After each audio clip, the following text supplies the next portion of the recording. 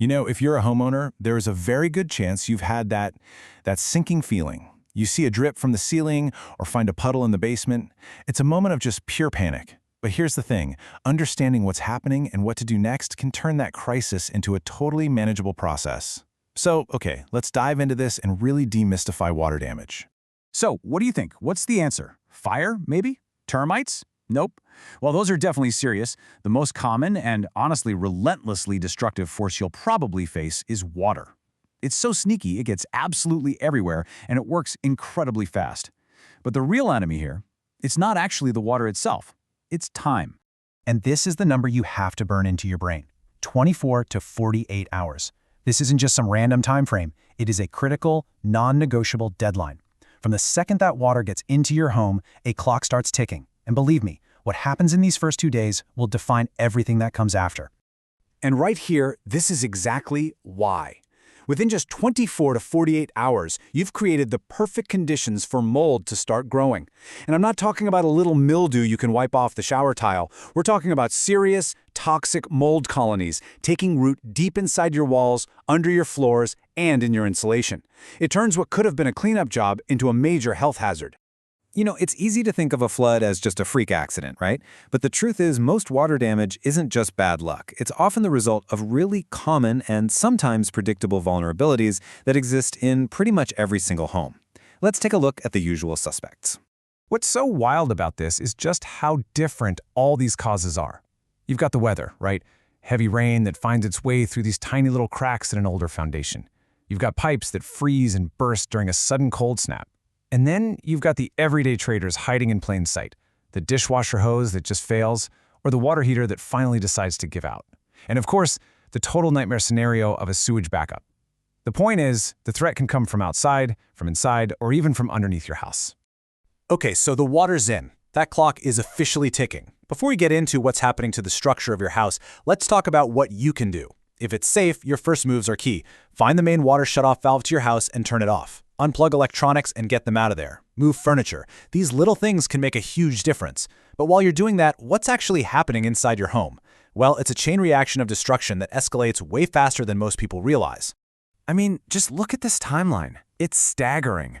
In the very first hour, water is already wicking up the drywall and soaking into the subfloor beneath your feet. By the 24-hour mark, boom, you've hit that critical threshold for mold. Then, by 48 hours, the actual wooden bones of your house, the framing, can start to swell and literally lose their structural integrity. And if you wait a week, you're not talking about drying things out anymore. You are talking about a major demolition and rebuild. So here's the bottom line. The real cost of water damage, it has nothing to do with the amount of water. It's all about the amount of time.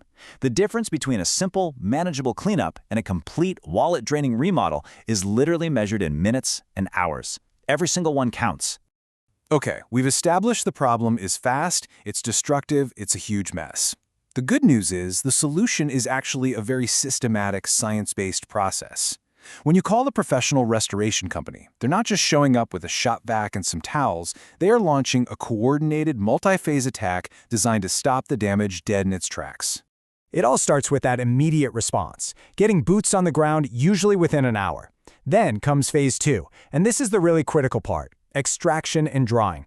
We're not talking about setting up a few fans from the hardware store. This is about using powerful industrial-grade equipment to literally pull moisture out of the very structure of your home. Only after that is done, and done properly, can phase 3 begin, the rebuild, putting everything back together the right way. I really want to emphasize this point. Professional drying is not guesswork. It's a science. Think of it like a doctor taking your home's vital signs, right? You wouldn't want a doctor to just look at you and say, you look fine. No, you want them to check your temperature, your blood pressure. It's the same thing here. The pros use scientific standards to make sure your home is truly healthy and dry on the inside, not just on the surface, because a home that feels dry to the touch might still be a ticking time bomb for mold. And the group that sets all these scientific standards is the IICRC. Just think of them as the official governing body for the entire restoration industry. Their certifications are what separate the real pros from the pretenders. It's the standard that your insurance company is going to expect, and frankly, it's your only assurance that the job is being done right, to protect both your home and your health. Okay, another crucial part of the science is understanding exactly what kind of water you're dealing with. A leak from a clean supply line, that's Category 1, is worlds away from Category 3 black water from a sewage backup, which is just teeming with dangerous pathogens. This category determines everything: the safety gear the crew wears, the specific cleanup process, and what materials can be saved versus what absolutely has to be torn out and safely disposed of. This right here gets into what structurally dry actually means. It's all about hitting the numbers. Professionals use amazing tools like thermal cameras to literally see hidden water behind walls and moisture meters to get precise readings. They're not guessing. They're aiming for very specific targets, like getting wood framing down to 15% moisture content or less, and they track this every single day, adjusting their equipment until these scientific goals are met. That is the only way to guarantee that mold won't come back to haunt you down the road.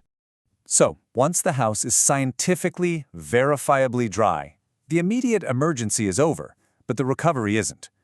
This final phase is all about restoring your home and, just as importantly, navigating the practical and, let's be honest, often stressful questions that always come next. And this is it. This is the big one. This is the question every single homeowner asks themselves while they're standing in a puddle in their living room. And the answer, unfortunately, is, well, it depends. But it really only depends on one key distinction. And this slide breaks down that key distinction perfectly. Insurance is designed to cover things that are sudden and accidental. A pipe that bursts out of nowhere, a washing machine hose that just ruptures, those are usually covered. What's almost never covered is gradual damage, like from a slow leak you knew about but didn't fix. And here's the one that surprises everyone. Damage from groundwater or river flooding almost always requires a completely separate flood insurance policy. So, as we wrap all this up, I want to leave you with this one final thought. The goal of a proper restoration isn't just to make your home look good again. It's not just about replacing some drywall and painting a room. It's about being able to answer this question with a confident yes.